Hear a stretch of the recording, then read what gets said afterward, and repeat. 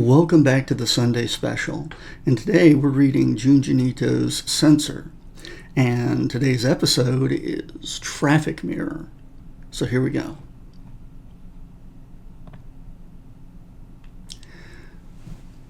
There was another eruption a month ago at Mount Sengoku, the largest since the volcano became active 2 years ago. Massive amounts of volcanic hair were blown into the air. The volcanic hair is created when filaments of molten lava cool and harden into thin hair-like strands.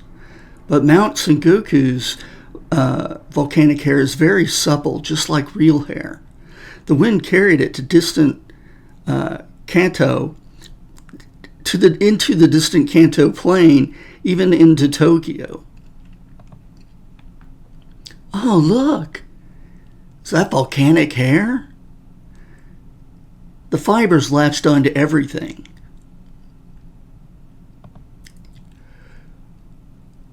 Although the wind and rain cleared most of it away, some volcanic hair still remains in places around town. It usually comes in a variety of colors, but this kind was jet black and very flexible. Apparently, it was quite unusual. Some said that the golden volcano hair that had fallen from Mount Sengoku in the past. Some said Some said that golden volcanic hair had fallen from Mount Sengoku in the past. I assumed this was the Ayagami that had blanketed the extinct village of Kiyokami in the eruption 60 years earlier. When Ayagami came up, I couldn't help but remember Kyoko Bayukuya.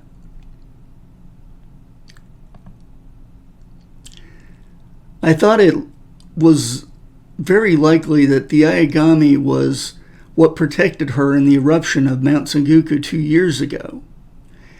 And that beautiful hair of hers. Kyoko Bayukuya and her psychic eye. Where is she now? The last time I saw her was at the ocean at Bishigara. I absolutely believe she's alive. I wanted to dream of her again, but I hadn't had one since. If I dreamed of her, I might learn where she was. Or if I were also clairvoyant, I could find her.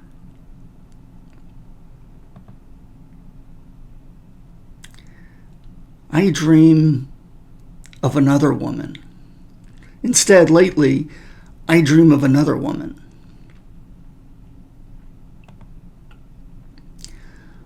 Wataru, remember me?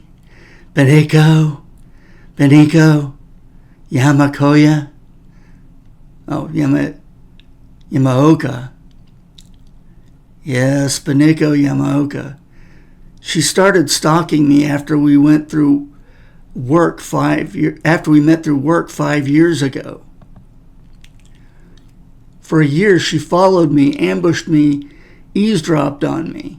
I got a restraining order from the police and never saw her after that. However, last month, after 4 years of nothing, Mr. Wataru Sushiyato in Sujinami-ku, Tokyo. The letters suddenly started coming again. They noted my doings in great detail, every one of them correct. She was definitely watching me again. I checked my apartment for listening devices or hidden cameras, but I found nothing.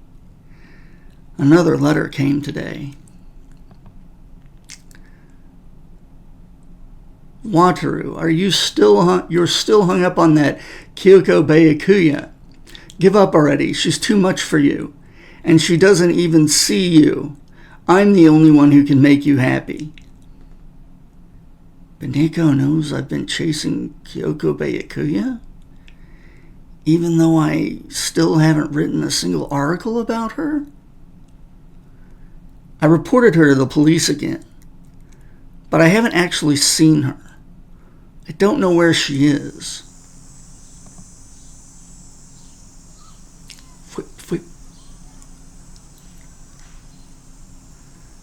I don't know if it's a private investigator or Beniko herself. But if I find them, they're not getting off scot-free.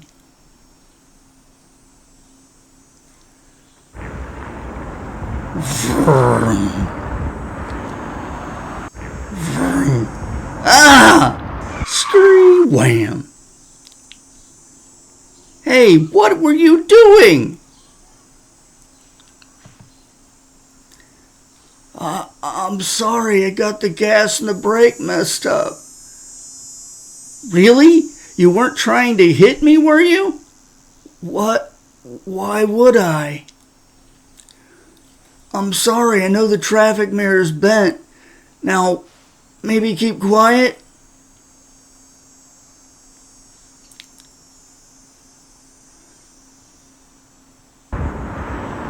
Ah!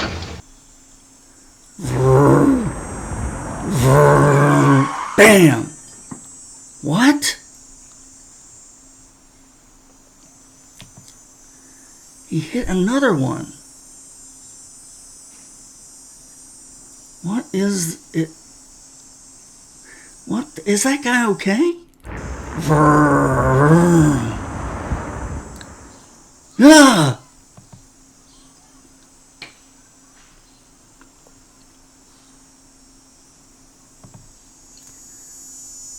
Beniko.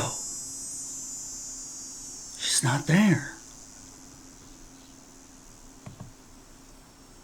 Ah!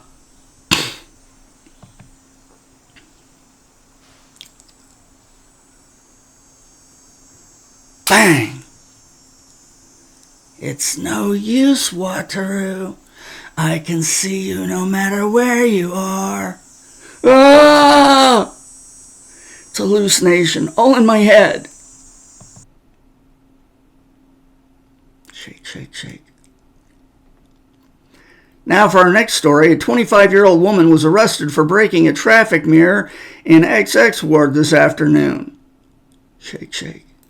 The woman was talking incoherently about being watched from afar through the traffic mirror. Whip. What? It's true, you have to believe me.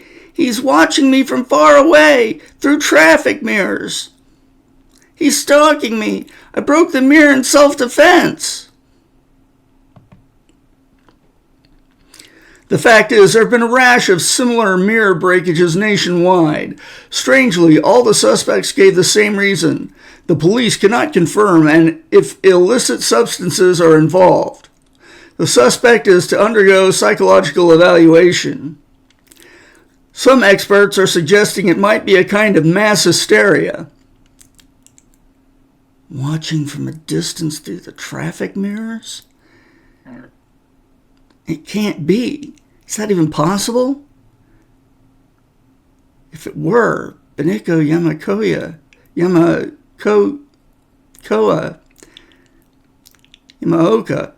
Sorry, guys. If it were, Beniko Yamaoka might... No, that's just not.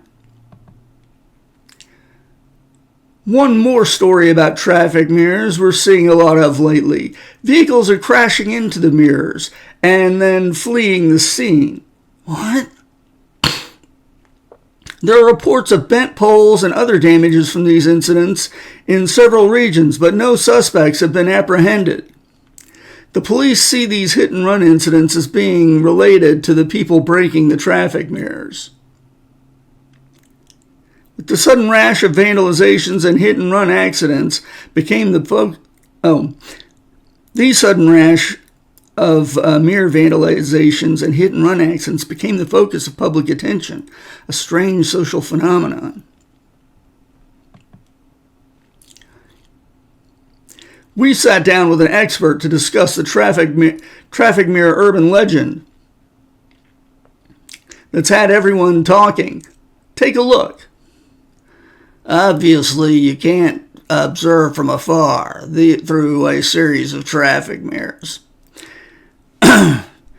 They likely mean someone's watching them through the reflections the mirror through the reflections in the mirrors, like in this diagram. But even supposing you could see into the distance with a telescope through the mirrors, actual roads are more complex.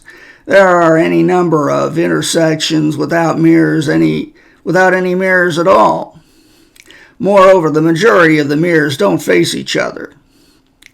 They're angled to make it easier for drivers to see around corners.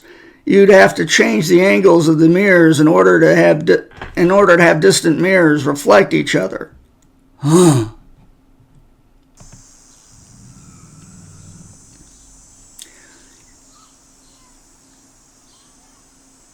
Are the traffic mirror vandalizations and the hit and run accidents really related? I'm also guilty of property damage, but I want to check something before I turn myself in. Hup! There we go.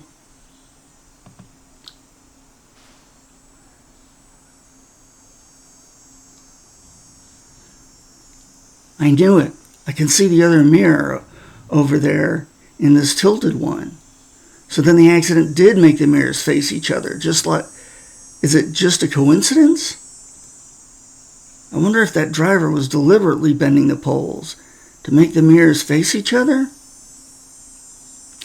In that case, are all the hit and runs across this country the work of one man, or is it a group of some kind? I was soon struck by a thought. If there was no way someone could get the right angle just by hitting the pole with a car.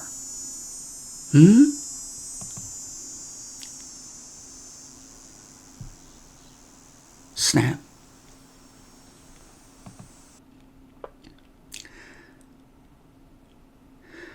Dr. Corradera, how have you been? It's me, Wataru Tsuchiyado, the reporter. I found this on the cracked mirror. Volcanic hair from Mount Sengoku. It was so strange to find it there. I wanted to get your opinion since you're from Kyokanaka, blah, blah, blah, blah. Kyokayami.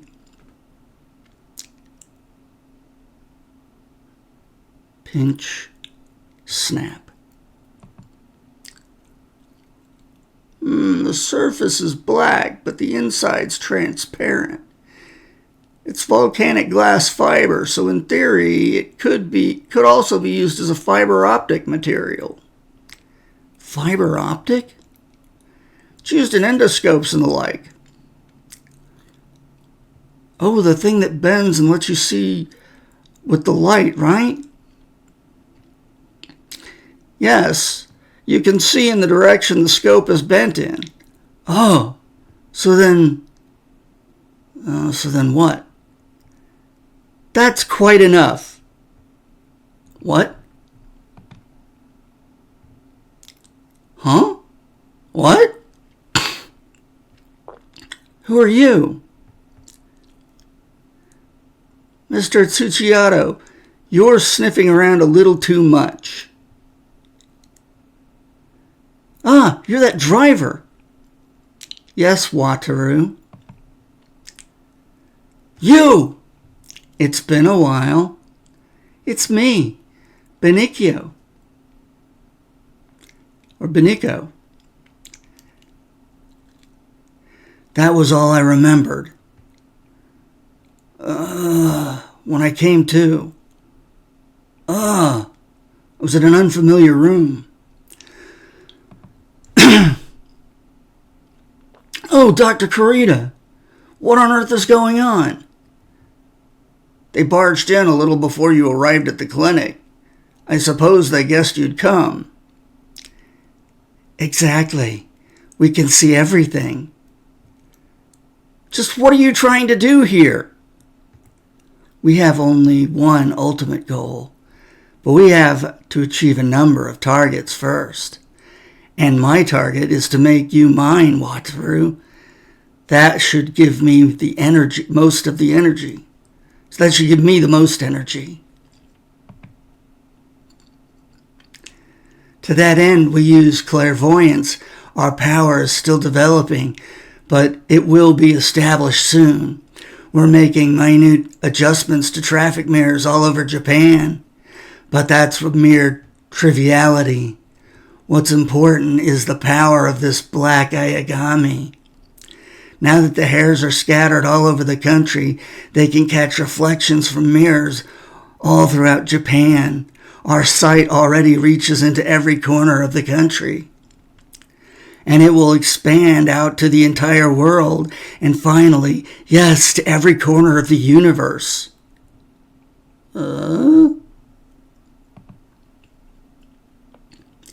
It's time for the star of this show, our leader and founder of this sect. Just as he says our ultimate objective is to know the full history of the universe. Yes, but for that, we need the power of Kyoko Byakuya. I'm searching for her with everything I have.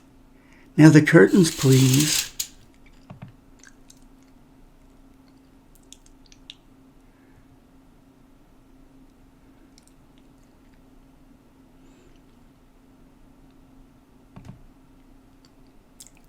All right, that's the end of today's episode. I hope you enjoyed it, and I hope you'll join us again next time. Thanks for watching.